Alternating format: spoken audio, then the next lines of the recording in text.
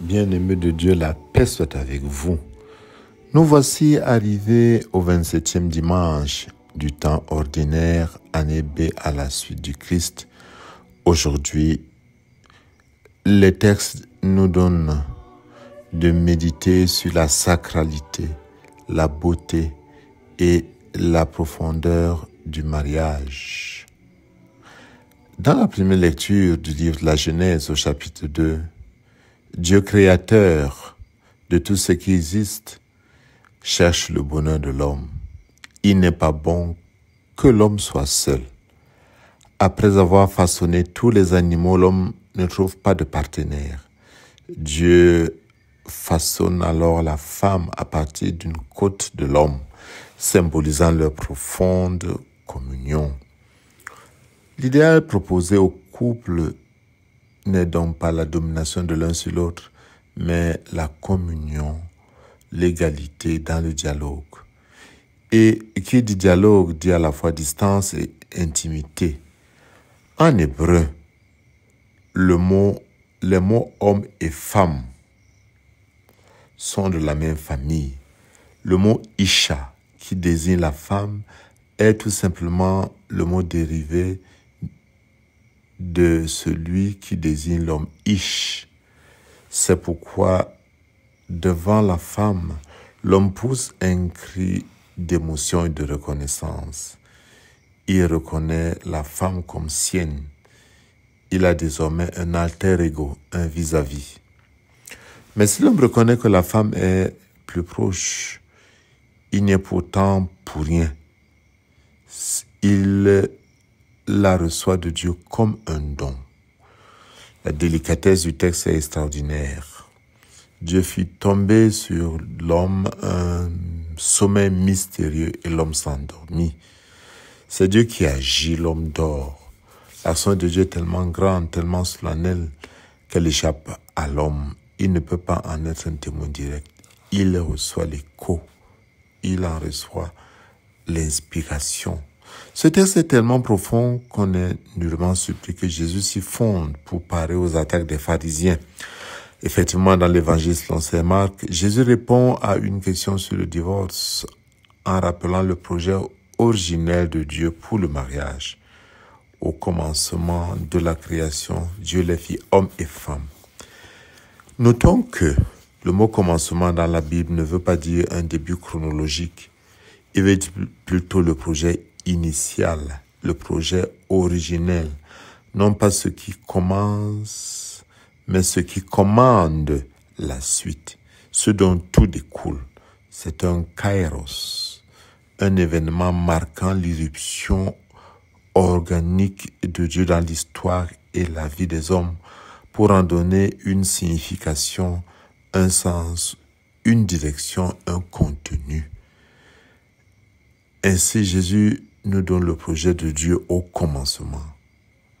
La vraie destinée du couple, c'est d'être l'image de Dieu. Et si le couple humain est l'image de Dieu, il est indivisible, indissoluble. Jésus tire la conclusion logique. Ce que Dieu a uni, que l'homme ne le sépare pas. C'est-à-dire, ce que Dieu a conçu dans l'unité, que l'homme ne le sépare pas, que l'homme ne divise pas. Ainsi, Jésus réaffirme la sacralité du mariage. Il critique les pratiques permissives de son temps telles que le divorce et souligne que l'amour conjugal doit être vécu dans la fidélité et l'engagement. On est ici au cœur du mystère du projet de Dieu. C'est autrement plus haut qu'une question de propriétaire comme celle des pharisiens. Puis-je la répudier? La femme est alors traitée comme un objet qu'on prend et qu'on peut tout aussi bien jeter. L'homme, à l'image de Dieu, est un homme libre qui quitte la sécurité du foyer paternel pour venir se greffer, s'attacher à sa femme pour fonder un nouveau foyer aussi solide que le précédent.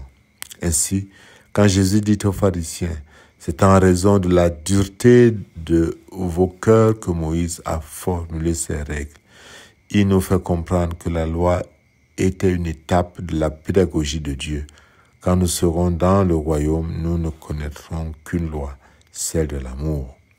Dans la deuxième lecture, l'auteur nous donne de comprendre que Jésus, en s'incarnant, a partagé notre humanité pour nous sanctifier.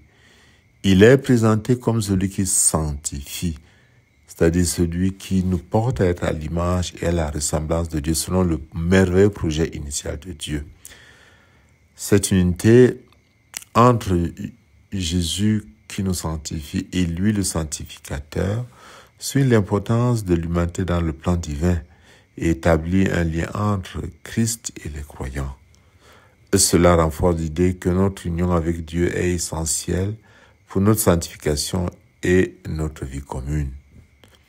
Le texte est en quelque sorte un petit credo, un résumé du credo chrétien.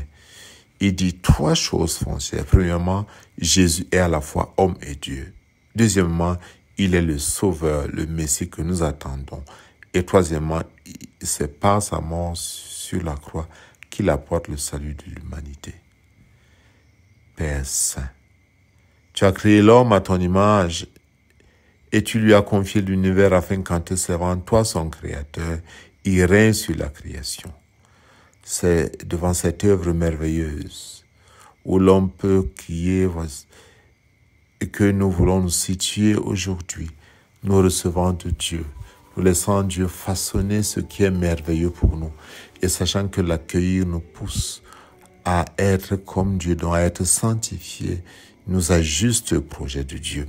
Bénissons le Seigneur qui a voulu créer dans la diversité une unité féconde, étonnante, et laissons Dieu nous donner de vivre et de grandir dans cet accueil de la différence qui crée l'union, l'unité, la communion. Et que Dieu Tout-Puissant vous bénisse, le Père, le Fils et le Saint-Esprit. Amen.